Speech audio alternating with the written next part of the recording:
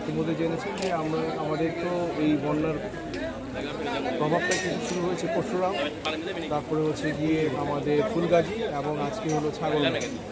Gradually পানিটা কিন্তু নেমে আসছে।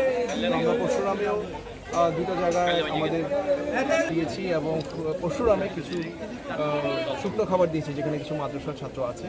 আর আজকে আপনাদের এই ছাগলনাইয়াতে নিষ্পানুয়া এলাকায় এসেছি, এখানেও অসংখ্য পানিবন্দী মানুষ আছে। তাদের পাশে দাঁড়ানোর চেষ্টা করেছি, কিছু রান্না করার খাবার নিয়ে আসছি যেন তারা ভালোভাবে একবেলা খেতে পারে। তো সর্বক্ষণিকভাবেই সীমান্তে এবং জনপদে সবসময় আছে এবং ইনশাল্লাহ আমরা সবসময় থাকবো।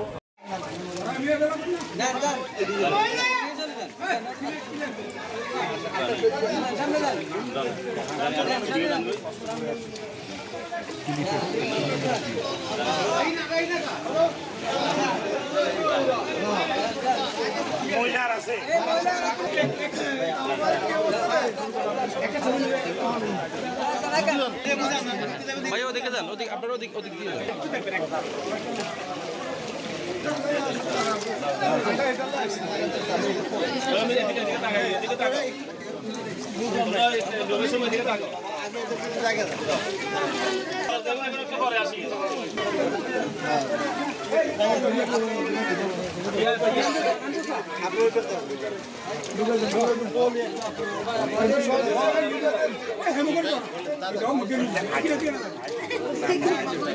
গেটটা ক্লিয়ার করেন না।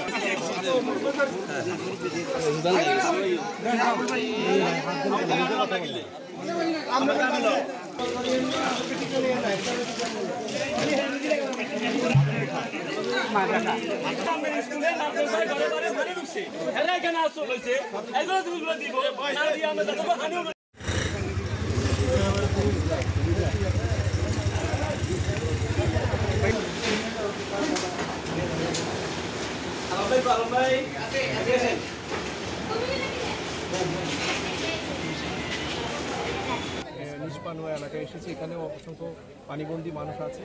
তাদের পাশে দাঁড়ানোর চেষ্টা করেছি, কিছু রান্না করার খাবার নিয়ে আসছি যেন তারা ভালোভাবে একবেলা খেতে পারে।